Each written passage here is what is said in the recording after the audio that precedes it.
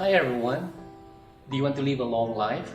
Do you want to be blessed? If your answer is yes, the Bible simply put it this way. Honor your father and mother. That is in Ephesians chapter 6, verses 2 and 3. But since today is Mother's Day, let's focus on honoring our mother.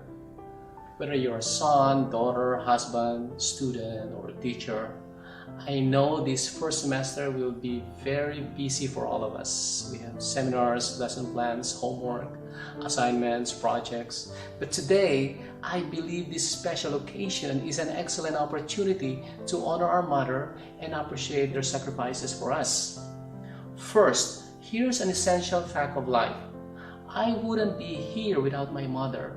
You wouldn't be there without your mother. God chose your beautiful mother as a way to create you, and you are no accident. So you see, mothers are important, right? Your father seeks her opinions and in making important decisions of life. Without mothers, fathers are incomplete. So in a way, she is the nucleus of the family. No mother, no family, and no family, no society. Unfortunately, while Mother's Day is an important occasion for many families, some people don't celebrate it. Do you know why? Because Mother's Day is probably a day filled with complicated emotions, griefs, and conflicting realities. Maybe you've lost your mother this year, or you are tired from years of struggling to have a baby, or you're like a stranger from your adult child, or maybe your mother doesn't care about you. And in some situations, mothers can also be emotionally abusive. Yes, not all mothers are great. Whatever situations you find yourself this Mother's Day, here are some reminders to help you honor the mother and draw closer to God. The influence our mothers have had in our lives is profound.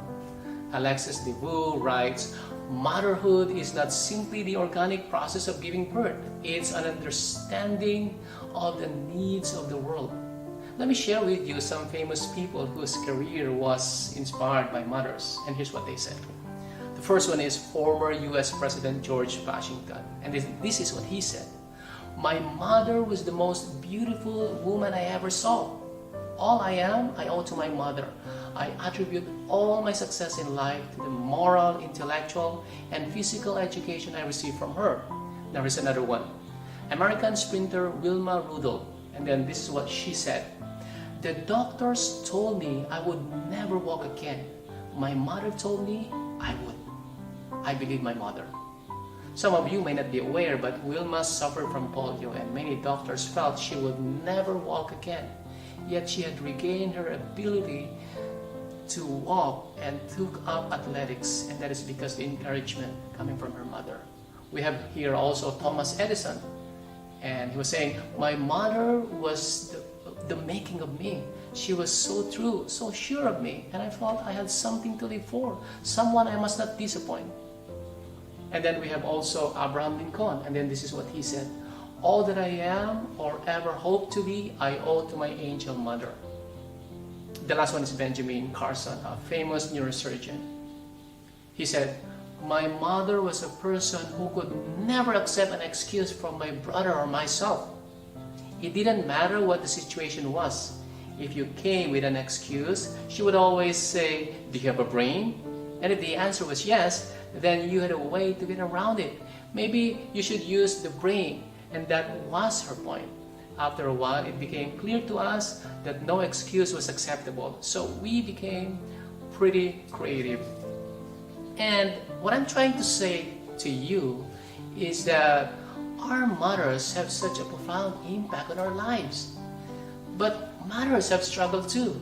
Throughout the Bible, you can find a variety of women who dealt with motherhood struggles. You remember Eve, the first mother who lost one child at the hands of another?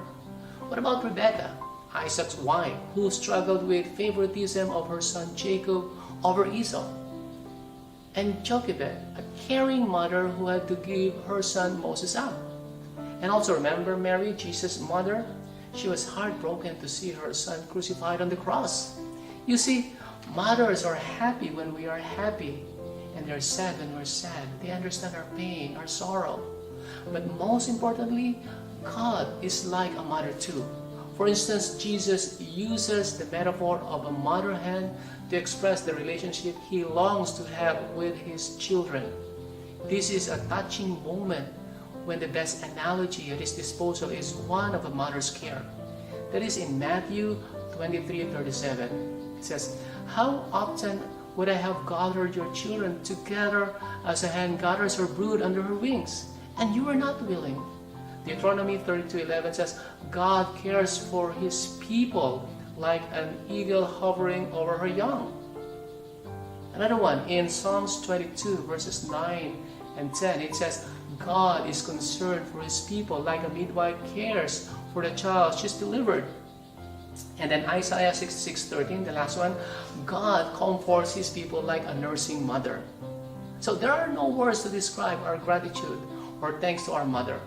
She is the most precious gift to us from the Almighty. Now the question is how to honor your mother. Well, it's simple. Obey them and follow their instruction. Our first idea about a loving God is through our parents. Yes, we live in a sinful world where people tend to be judgmental and selfish and toxic and mean and also unloving, unforgiving. But mothers have chosen the option to plant the seed, a seed of love and care, so her children will grow according to God's plan. You see, I love my mother, and I knew she loved us too, but she died 10 years ago. I have no father and mother now, but I always want to honor my mother-in-law. Without her, I will not have a wife. Now my wife is a great mother of 2 children. And here's an excellent reminder for us. Never waste a precious moment to appreciate her while you still have a chance to express your affection.